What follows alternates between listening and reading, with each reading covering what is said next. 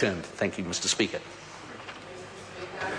I call the honourable member Asanati Lole-Taylor. Thank you, Mr. Speaker. Malo soifua.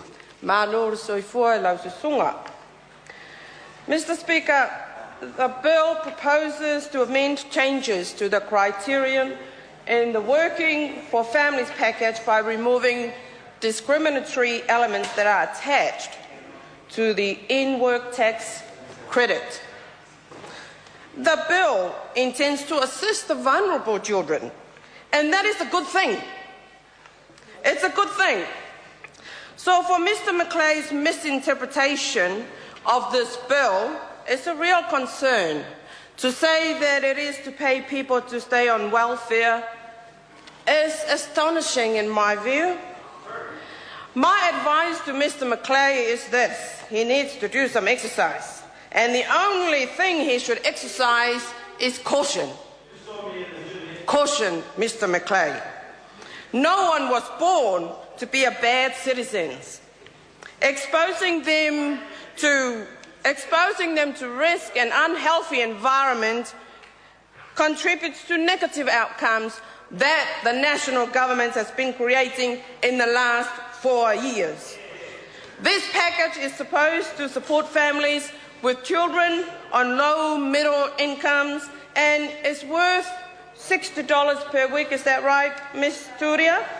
$60 per week for poor families with 1 to 3 children and an additional $15 per week for additional child. However, there are implications. It is weekly, all right, okay. However, there are implications in this package regarding parents who do not meet the threshold for working hours, and I'm talking about the 30 between a couple. Parents who receive income-tested benefits and parents who receive student allowance who get $60 per week less in the current framework of the Working for Families package because of their eligibility under IWTC or the in-work tax credit. The proposed amendments to the in-work tax credit are based on elements to the Working for Families package that discriminates on the basis of parental work status. It does discriminate.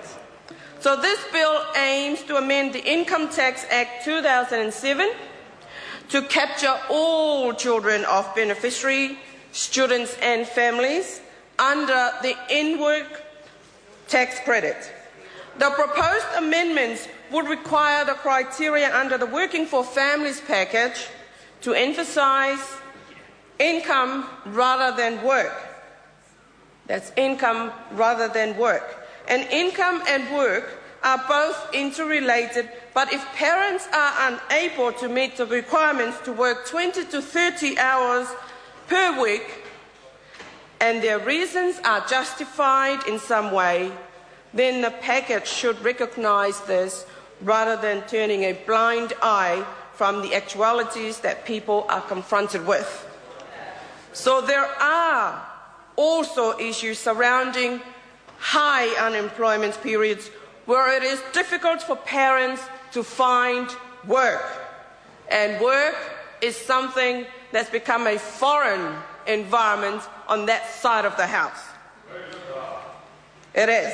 If changes do not occur, children will continue to suffer at the hands of the system and contribute to greater poverty rates in the future.